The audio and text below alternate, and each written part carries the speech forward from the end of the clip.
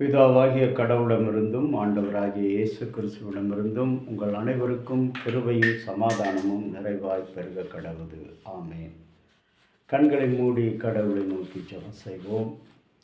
இரக்கமுள்ள பரலோக பிதாவே, 2025 ஆண்டின் நிறைவில் எங்களை கொண்டு வந்து சேர்த்த கிருபைக்காக உமக்கு ஸ்தோத்திரம். கஷ்டங்கள் பாடுகளை கடந்து வந்த இந்த வாழ்க்கையில் இந்த நாளில் நன்றி செலுத்துவர்களாக நாங்கள் உங்களுடைய திருவசனத்தை கொண்டு எங்களை பரிசுத்தப்படுத்தி கொள்ளவும், விசுவாசத்தை நிலைப்படுத்தி கொள்ளவும், புதிய ஆண்டவரே வருடத்தை நோக்கி பயணிக்கவும் எங்களுக்கு அருள்தாரும்.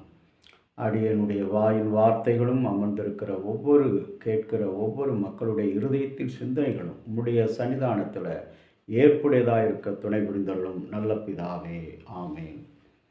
கிறிஸ்துவுக்குள் அன்பான இறை மக்களை, இன்றைய நாளின்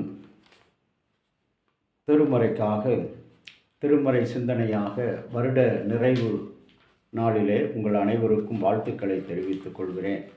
இந்த வருட நிறைவில் சங்கீதம் 90:12 நாட்களை என்னும் அறிவை ஞானத்தை எனக்கு தாரும். நாட்களை எண்ணுகின்ற அறிவு, ஞானம் என்று சொல்லக்கூடிய எல்லாவற்றையும் எனக்கு தாரும் என்று சொல்கிறார். ஞானம் இந்த உலகத்தில் விலை உயர்ந்தது என்று சொல்லப்படுகிறது. அது எப்படி கிடைக்குது? கற்றுக்கொள்கிற கல்வி அறிவினாலே ஞானத்தை பெற்றுக்கொள்கிறோம். இயற்கையாகவே தேவ ஞானம் ஆண்டவராகிய இயேசு கிறிஸ்துவுக்கு மாத்திரமே இருந்தது. இங்கே கடவுளினுடைய நல்ல பல செயல்களை, வல்லமையான காரியங்களை நீங்களும் நானும் திரும்பி பார்க்கும்படியாக இந்த ஆண்டின் இரவில் ஆண்டவருடைய சன்னிதானத்தில் அமர்ந்திருக்கிறோம். இந்த ஒரு திருமொழியை, மோசே எழுதின இந்த ஜெபத்தை நாம் கேட்க இந்த நாளில் சிந்திக்க அழைக்கப்படுகிறோம். முதலாவதாக இந்த ஒரு வசனத்தில் பார்க்கும்போது, ரிமெம்பர் அண்ட் தேங்க் காட், நினைவுகூருங்கள், நன்றி செலுத்துங்கள். சங்கீதம் 65:11 கடவுளுடைய நல்ல செயல்கள் நம்முடைய வளர்ச்சியான பாதைக்கு மிக உதவியாக இருக்கும். இந்த ஆண்டு கடவுள் நமக்கு கொடுத்திருக்கிற எல்லாவித நன்மைகள், ஆசீர்வாதங்கள் எல்லாவற்றை நினைத்து நாம் கடவுளுக்கு நன்றி செலுத்துகிறோம். God is providing, sustaining and the strength trial has seen the world என்று சொல்லப்படுகிறது. உபாகமம் 8ஆம் அதிகாரம். அவருடைய கட்டளைகளின்படியெல்லாம் நாம் நடப்பதற்கு எத்தனிக்கிறோம், முயற்சித்தோம். அனைத்திலும் கர்த்தர் நல்ல பல ஈவுகளை கொடுத்தார். இன்றைக்கு அவருடைய கட்டளையின்படி ஜாக்கிரதையாக இருக்கின்ற அனுபவங்களை கடவுள் கொடுத்திருக்கிறார். அவருடைய கிருபைகள் நமது துன்பமான சிக்கலான சூழல்களிலே நம்மோடு கூட இருந்து அவருடைய கிருபை நமக்கு போதுமானதாக இருந்தது. ஆகவே தான் எத்தனை வியாதிகள் வந்தது, எவ்வளவு பண கஷ்டம், பொருளாதார கஷ்டம், மன அழுத்தங்கள், இவற்றிலே நாம் நிற்கும் பொழுது அனைத்தையும் கடவுள் என்ன செய்கின்றார்? நமக்கு விடுதலை கொடுத்து ஆசீர்வாதமாக ஆரோக்கியத்தோடு இந்த நாளில் இந்த ஆண்டை நிறைவு செய்ய கொடுத்திருக்கிறார். ஆகவே தான் ரிமெம்பர் அண்ட் தேங்க் காட், கடவுளுக்கு நன்றி செலுத்துங்கள். இரண்டாவதாக பார்க்கும்போது ரிஃப்ளெக்ட் அண்ட் ரிலீஸ், நம்முடைய வெளிப்பாடுகள், நம்முடைய அனைத்து விதமான சிந்தனைகளின் காரியங்களுடைய வெளிப்பாடுகளை குறித்து அப்போஸ்தலன் பவுல் 2 தீமோத்தேயுக்கு 4ஆம் அதிகாரம் 7வது வசனத்தில் பார்க்கிறான். அவன் நாம் வீணான போராட்டங்களை அல்ல, நல்ல பல போராட்டத்துக்காக, நல்ல குறிக்கோளுக்காக, நல்ல கோல் அடைவதற்காக நாம் போராட்டங்களை மேற்கொண்டிருக்கிறோம். ஃபைட் த குட் ஃபைட், நல்ல போராட்டம். பவுல் தன்னுடைய வெளிப்பாடு இந்த ஆண்டு ஆவிக்குரிய போராட்டங்கள், விசுவாசம். அநேக நேரங்களில் நம்முடைய வாழ்க்கையில் முடிந்து போனது, இனிமேல் ஒன்றுமே இல்லை, வாழ்க்கையே இல்லை என்று நாம் எத்தனித்து வேதனைப்பட்டு சோர்வுட்டு இருக்கின்ற நேரங்களில் கடவுள் நமக்கு உறுதியான ஒரு விசுவாசத்தை கொடுத்து நம்மை காத்து கொண்டார். இந்த காரியம் உண்மையாக செய்தியாக, உண்மையான ஒரு வாழ்வாக நமக்கு இருக்கிறது. அதுபோல் நாம் இந்த நாளில் இந்த ரிஃப்ளெக்ட் என்று சொல்லும்போது, ஃபர்கெட் த பாஸ்ட் மூமெண்ட்ஸ், நம்முடைய கடந்த கால நிகழ்வுகளை எல்லாம் ஆண்டவருக்கு நன்றி செலுத்தி அவைகளை நாம் விட்டு கடந்து வர வேண்டும். பழையவைகளை மறந்து புதிய காரியங்களை நோக்கி பயணிக்க வேண்டும். நமது தோல்விகள் நம்முடைய வளர்ச்சியை கெடுப்பதற்காக எழுந்தவர்கள், நம்முடைய முன்னேற்றங்களை தடுத்துவிட எழுந்தவர்கள் அனைத்து வெற்றிகளை நோக்கி அனைவரையும் விட்டுவிட்டு வெற்றிகளை நோக்கி நாம் பயணப்படும் பொழுது, நாம் இந்த அனுபவங்களிலிருந்து we are using the lessons and spring boards, not stumbling block என்று சொல்லப்படுகிறது. ஆண்டவருடைய புதிய வெற்றியை, புதிய காரியங்களை நீங்களும் நானும் பெற்றுக்கொள்கிறவர்களாக இருக்கிறோம். அன்புக்குரிய இறை மக்களே, நம்முடைய வாழ்க்கையில் இந்த 25ஆம் ஆண்டு நான் நிறைவு செய்வேனா என்று இருந்தவர்கள் இன்றைக்கு இல்லை. ஆனால் கர்த்தரோ நம்மை என்ன செய்கிறார்? நினைவு கூறும்படி, நன்றி செலுத்தும்படி அழைத்திருக்கிறார். நம்முடைய வெளிப்பாடுகளை வெளிப்படுத்தும்படி அழைத்திருக்கிறார்.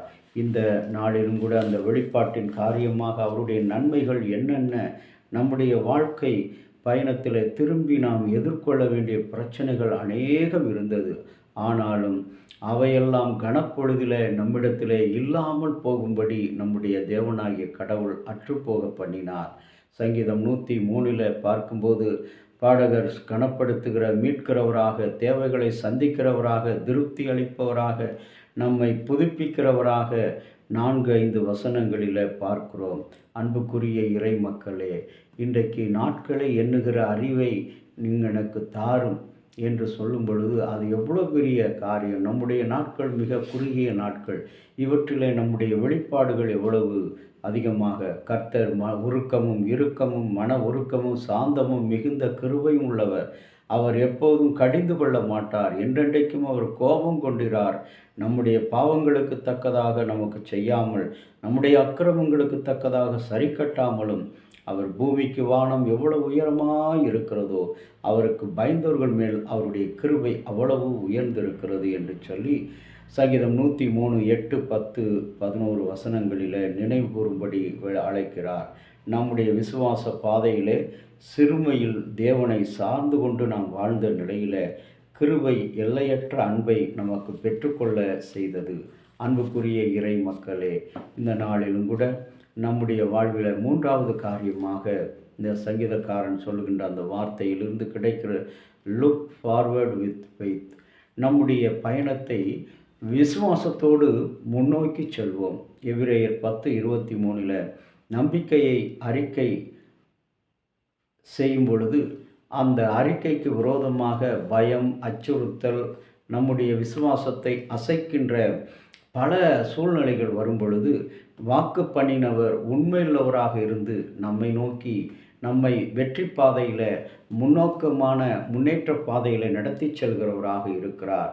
ஆகவே தான் ஏசாயா தீர்க்கதரிசி 46ஆம் அதிகாரம் 10வது வசனத்தில் அவர் சொல்கிறார், அவர்கள் பசியடைவதும் இல்லை, வெயில் அவர்களை உஷ்ணப்படுத்துவதில்லை, சேதப்படுத்துவதில்லை, அவர்களுக்கு இரக்கம் காட்டுகிறவர் அவர்களை நடத்தி வருகிறார். நீங்கள் இன்று புதிய வருடத்தை நோக்கி நாம் பயணப்பட போகிறோம். நம்முடைய வாழ்க்கை எப்படி இருக்குமோ, என்ன இருக்குமோ என்று சொல்லி, ஆனால் ஸ்ட்ரெயின் டுவர்ட்ஸ் த ஃபெயிலியர், நம்முடைய தோல்விகளை நோக்கி நாம் பாடுகளோடு துன்பத்தோடு பயணிக்கும் பொழுது ஆண்டவர் நமக்கு பெரிய நம்பிக்கையை கொடுத்து பாதுகாக்கிறார். கஷ்டத்துடன் நம்பிக்கையை நோக்கி நடக்க வேண்டும். நம்முடைய மன அழுத்தங்கள் முடிவடைகின்ற காலம், புதிய காலத்தை நோக்கி கடவுள் நம்மை நம்பிக்கையோடு காத்து கொள்ள அவர் அழைக்கிறார்.